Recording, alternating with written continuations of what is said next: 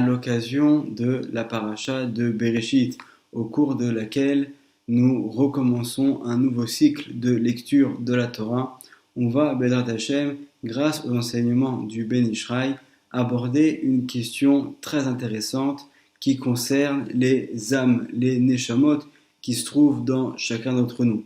Puisque en fait, comme on l'avait déjà mentionné, notre corps est le réceptacle pour une partie spirituelle, donc l'âme, la neshama, qui va venir, qui prend déjà sa racine dans les mondes supérieurs, puis qui descend de monde en monde jusqu'à venir dans le monde dans lequel nous nous trouvons et être reçu dans ce corps qui lui sert de kéli, de réceptacle. Et la question qu'on va se poser aujourd'hui est d'essayer de comprendre, est-ce que, mis à part l'homme, il y a également d'autres créatures autour de nous dans la création divine qui, elles aussi, sont composées d'un corps et d'une âme. Est-ce qu'on pourrait dire, par exemple, que les animaux, on voit bien qu'ils sont à un niveau inférieur à celui des hommes, est-ce qu'eux possèdent une âme, puisqu'ils ont quand même des points communs assez importants en fonction des espèces avec l'être humain? Et la question la plus extrême est de savoir, est-ce que la matière inerte, donc tous les minéraux par exemple, est-ce que eux aussi ont une âme, une part de divinité, de spiritualité ou pas? Ou est-ce que tout simplement ce sont donc des objets, des parties de la création, mais qui n'ont pas en elles la moindre spiritualité?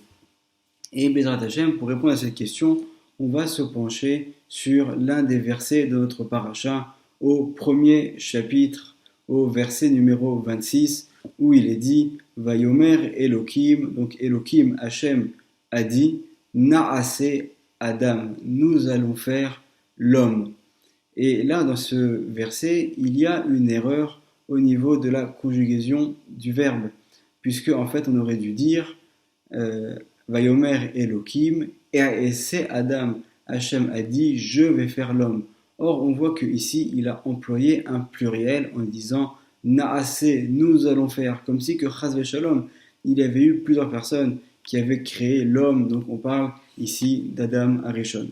Et d'ailleurs Rashi va tout de suite se poser la question sur ce mot-là de Naase en disant qu'Hachem vient ici nous apprendre une marque d'humilité, puisque lui qui est notre créateur à tous, qui a créé donc tout ce monde et tous les mondes supérieurs et toute la création, il va employer un pluriel, puisque au moment où la terre et l'homme vont être créés, il y a déjà au niveau des mondes supérieurs des anges et différents êtres spirituels qui sont créés, et le Midrash rapporte qu'Hachem va leur demander conseil, bien qu'en vérité Hachem n'a, à l'inverse d'un roi en chair et en os dans notre monde, qui au moment de prendre une décision va réunir ses plus fidèles conseillers, ses ministres, demander à chacun son avis.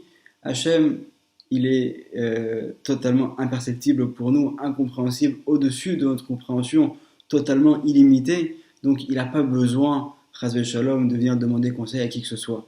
Mais Rashi, selon son enseignement, va nous dire, en fait, Hachem leur a demandé conseil pour, non pas parce que lui en avait besoin, mais pour leur donner à eux de l'importance. Et donc c'est ce qui va être mis ici en affirmation lorsqu'il est dit Naase Adam au pluriel, nous allons faire l'homme, comme si que finalement toutes ces créatures célestes avaient elles aussi participé à la création d'Adam Arishon. Après avoir vu l'explication de Rashi, on va aborder également l'explication selon le Ben Ishraï, qui rapporte cela dans le livre Sod Yesharim, qui est un livre de questions et réponses dans le domaine de la Kabbalah, des secrets de la Torah. Et donc dans le premier tome de ce livre, dans la première question, il va lui aussi s'interroger sur notre verset dans lequel on va employer une forme plurielle en disant « nous allons faire l'homme » au lieu d'utiliser un singulier. Et là, le Ben Ishraï va mettre en avant la différence qu'il y a entre l'homme et les autres créatures de l'univers, puisqu'en fait l'homme est composé de deux aspects, de deux parties, et c'est la raison pour laquelle on a utilisé un pluriel en disant nous allons faire l'homme.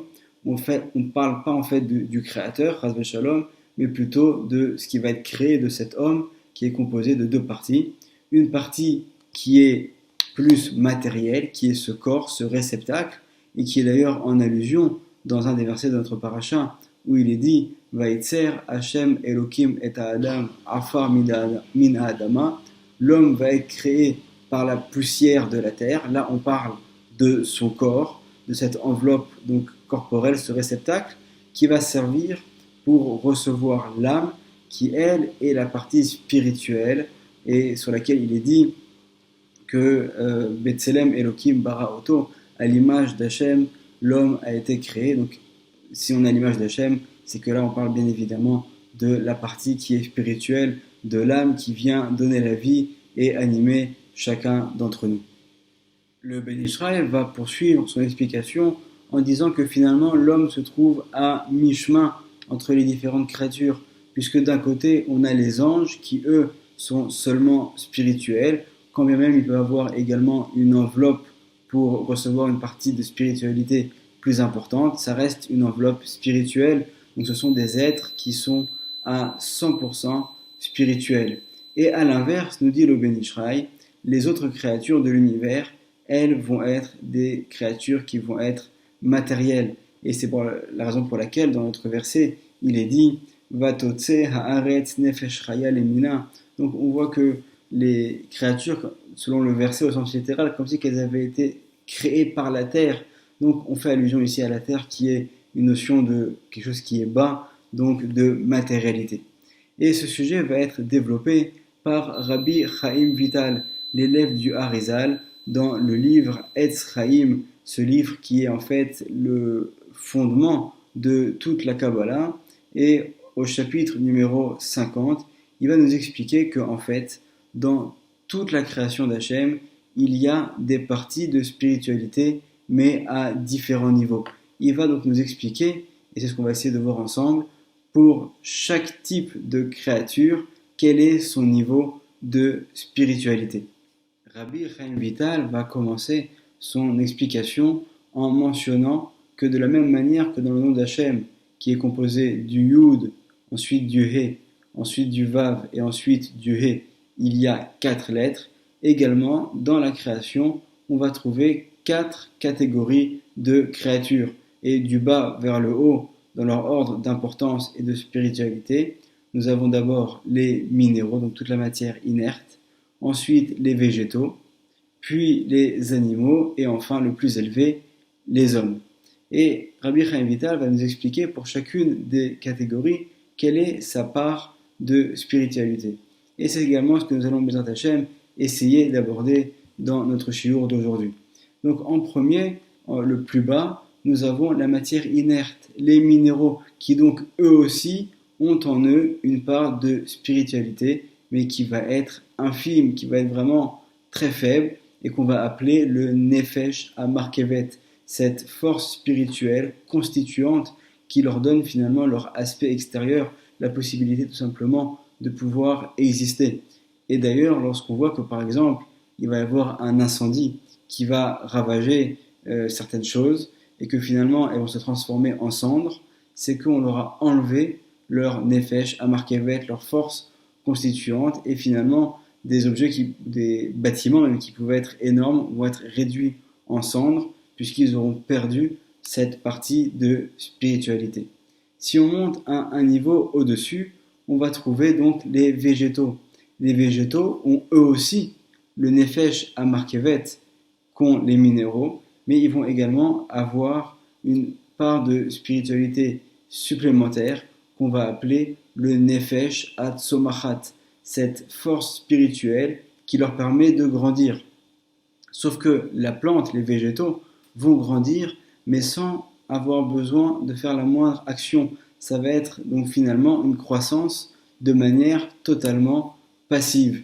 Et c'est ce Nefesh Hatzomachat, cette part de spiritualité qui leur permet de grandir, va en fait se composer en 3 parties, 3 qualités différentes qui vont être donc d'abord, comme on l'a dit, la force de croissance, la possibilité donc de pouvoir grandir. On voit bien comment est-ce que d'une petite graine on peut avoir finalement un arbre qui va être immense. On a également la possibilité donc de pouvoir se nourrir, c'est ce que vont faire également à un certain niveau les végétaux, et également de pouvoir donc engendrer, de pouvoir permettre à leur espèce de se perpétuer. Donc ces trois forces-là sont contenues dans cette partie spirituelle que contiennent les végétaux, qui est donc le Nefesh Hatzomachat. Ensuite, donc la catégorie au-dessus va être celle des animaux qui, eux, vont également avoir non seulement le Nefesh Amarkevet, qu'avaient les minéraux, également le Nefesh Hatzomachat, qu'avaient les végétaux, mais aussi le Nefesh Achai, donc une part de spiritualité supplémentaire qui va leur donner différentes aptitudes que n'ont pas les autres espèces. Et notamment, on va voir qu'il y a 4 choses particulières concernant les animaux. Le premier, c'est la force spirituelle qui leur permet de se déplacer d'un endroit à un autre. Et donc déjà, on voit que, contrairement aux plantes qui, elles, vont grandir de manière passive, là, on voit que chez l'animal, il y a déjà une action qui va être active, une possibilité même de choix qui va être à un niveau infime en comparaison avec l'homme, mais qui va quand même exister chez cette catégorie qui est donc au-dessus des autres. Il y a également la force spirituelle qui permet aux animaux de pouvoir saisir ce qui les entoure grâce à leur sens et même d'avoir donc une part de sentiment. On a ensuite une troisième partie qui est contenue dans ce Nefesh Achai, c'est la force imaginaire qui permet à l'animal d'imaginer des situations et d'avoir également de la mémoire, de se souvenir de certaines situations. Et enfin, la quatrième particularité, c'est la possibilité de pouvoir se nourrir en allant soi-même chercher la nourriture et également en faisant déjà un premier tri, en sachant choisir qu'est-ce qui est bon et qu'est-ce qui est au contraire qui fait partie donc des déchets. On voit que chaque animal sait choisir exactement les aliments dont il a besoin pour pouvoir donc grandir, évoluer et en apporter également aux différentes espèces qui sont avec lui. Donc on voit que chez l'animal, on a affaire déjà à un niveau spirituel qui est beaucoup plus élevé. On sait que tout notre rôle dans ce monde est de faire la séparation entre les étincelles de sainteté du bien qui sont contenus dans le mal en faisant en fait un tri. Et c'est également ce que nous faisons nous aussi au jour le jour, grâce à l'étude de la Torah, mais également grâce aux actions matérielles dans tous les différents domaines. Et on voit que chez l'animal, c'est également ce qu'on va retrouver aussi à un niveau beaucoup plus infime. Et enfin, l'espèce la plus élevée qui est à l'encontre du Yud, donc de la première lettre du nom d'Hachem, ce sont bien sûr les hommes qui eux vont avoir le Nefesh Asirlit, ou qu'on appelle également le Nefesh Medaberet, donc cette possibilité de pouvoir s'exprimer, de pouvoir parler, mais également au niveau de la pensée, de pouvoir concevoir des choses extrêmement complexes. Et donc cette force-là donc, va se diviser en 3 parties. La première, donc, comme on l'a dit, c'est la possibilité de pouvoir parler. La deuxième, c'est la force au niveau du mental, au niveau de l'imagination. Et la troisième, c'est la possibilité d'avoir un libre arbitre, d'avoir un choix. Et chacun d'entre nous a cette possibilité, à chaque instant de sa vie, de choisir entre le bon chemin ou le mauvais chemin. Et comme c'est mentionné dans le livre de Devarim, où Moshe nous met en garde en disant ou bacharta bachaim, et tu choisiras la vie. Il ne s'agit pas seulement de toujours préserver la vie, qui est l'un des fondements du judaïsme, mais également de faire le choix de la vie éternelle, de la vie spirituelle, en préservant notre âme de toutes les mauvaises choses et de tous les péchés qui sont interdits par la Torah. Donc on voit les différentes espèces, comment est-ce que chacune d'entre elles finalement contient les parts de spiritualité de la précédente, puisque l'homme également est composé du Nefesh Amarkevet, du Nefesh Hatzomachat, du Nefesh Achai, et il a en plus, en force spirituelle supplémentaire, ce Nefesh Asirlit Medaberet, qui lui permet donc de s'élever au-dessus de toutes les autres créatures qu'Hachem a mis dans notre monde. Rabbi Chaim Vital poursuit et nous enseigne que dans le Yud, dans la première lettre du nom d'Hachem, il y a en fait 2 parties. Il y a donc cette partie de la lettre elle-même mais également il y a aussi en elle une partie de spiritualité qui ne peut pas se matérialiser par une lettre. Donc en fait, lorsqu'on a le Yud, la première lettre du nom d'Hachem, elle contient en fait deux niveaux. Et c'est également le cas chez les hommes, où en fait les Béné Israël ont une partie d'âme supplémentaire qui est spirituelle, qui va leur permettre en fait d'avoir toujours cette envie de se rapprocher d'Hachem et de vouloir étudier la Torah. Et Rabbi Chaim Vital va nous dire également qu'entre chacune des catégories, il y a une espèce intermédiaire. On voit qu'entre les minéraux et les végétaux, il y a une espèce intermédiaire qui sont les coraux, qui sont donc ces plantes qui sont dans la mer, mais une fois qu'on les sorte, qui deviennent totalement dures, qui deviennent en fait des minéraux. Donc on voit que c'est une espèce qui va être intermédiaire entre les deux. Ensuite, entre les végétaux et les animaux, on a différentes espèces de plantes carnivores qui, elles, vont donc avoir la qualité du végétal, mais qui vont également avoir aussi d'autres propriétés qui, elles, correspondent plus aux animaux. Ensuite, nous dit Rabbi Chaim Vital, entre les animaux et les hommes, il y a le chimpanzé, donc qui a beaucoup de similitudes avec l'homme, mais qui reste malgré tout dans la catégorie des animaux. Et d'ailleurs, c'est l'occasion d'ouvrir une parenthèse et de dire que toutes les études scientifiques qui ont pu démontrer que l'homme descendrait du singe, donc viennent s'opposer totalement à ce que écrit ici Rabbi Chaim Vital.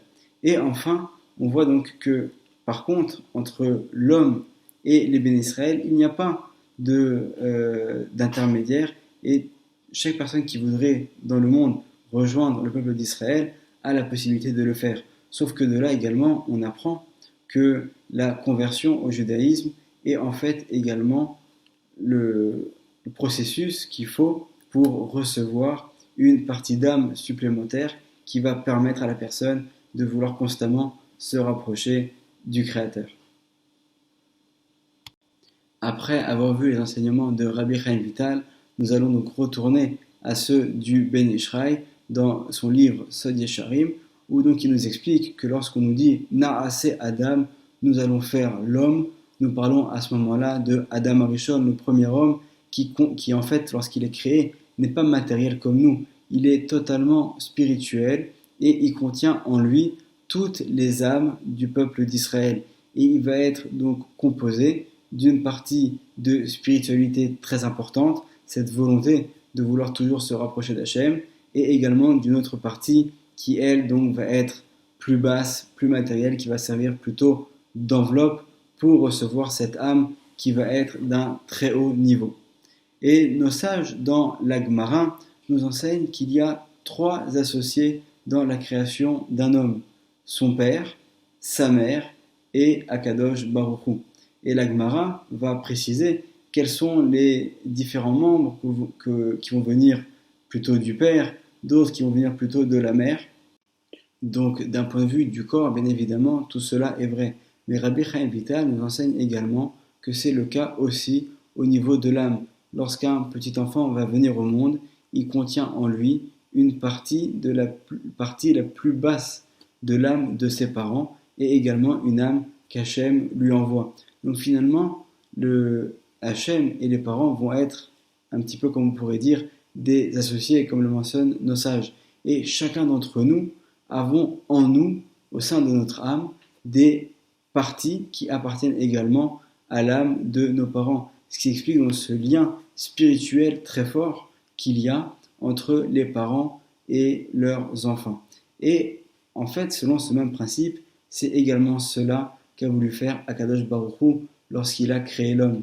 Lorsque Hachem est sur le point de créer Adam Arishon, il va associer avec lui les créatures spirituelles. Il va associer avec lui les mondes spirituels, les mondes supérieurs par lesquels toutes nos prières vont ensuite, aujourd'hui, lorsqu'on s'adresse à Hachem, vont monter par l'intermédiaire de ces mondes. Tous ces mondes-là, à ce moment-là, existent déjà. Et Hachem va les associer avec lui pour finalement les lier avec Adam Arishon et permettre que lorsque nous faisons nos prières, nous fassions finalement monter ces mots qui sortent dans notre bouche par l'intermédiaire de ces mondes qui vont être liés avec notre âme. Et je vais vous lire dans le texte que nous dit le Ben Ishraï. Veka Asher Allah Beretson Aeloka Ubara et Adam. Donc lorsque Hachem a voulu créer l'homme, il n'y a pas chez Hachem de notion de volonté, puisque la volonté est liée toujours au temps, mais là on parle d'une volonté qui est à un niveau qui est totalement incompréhensible pour nous. Kolomar Aneshama Shelo, lorsque Hachem a voulu créer la Neshama d'Adam Arishon, Diber Techila Im Tsevaav, il a d'abord parlé avec ses armées, ses créatures célestes, qui sont Vehem, Asphirot, donc les différentes sphères supérieures spirituelles, Ve'olam Amalachim, et le monde des anges. Sheitnu Mehem Chelek Benishmato, Verucho Venafsho Shel Adam, pour que eux aussi vont donner une partie d'eux-mêmes, une partie de leur spiritualité, pour permettre la création de l'homme, qui est chez Bézé, pour que grâce à cela, il y ait les nefesh, ruach unshama chez Adam, kesher ve'achiza imahem, pour que l'homme ait un lien avec eux, avec les anges, avec les sphères célestes. Ve'im ya'aseh tov, yo'il gam lahem, et si l'homme fait du bien, il va procurer également du bien dans tous les mondes supérieurs. Chez Yosif, a Eloka lahem shefa koach uvura tova, pour que grâce à cela, Hachem envoie à ses sphirotes et à ses anges une bracha, une bénédiction, une abondance. Et qu'au contraire, si chas v'shalom, l'homme va commettre des erreurs, alors il va leur provoquer chez eux également un entachement, il va les trouver comme avocats pour venir le défendre auprès d'Hachem.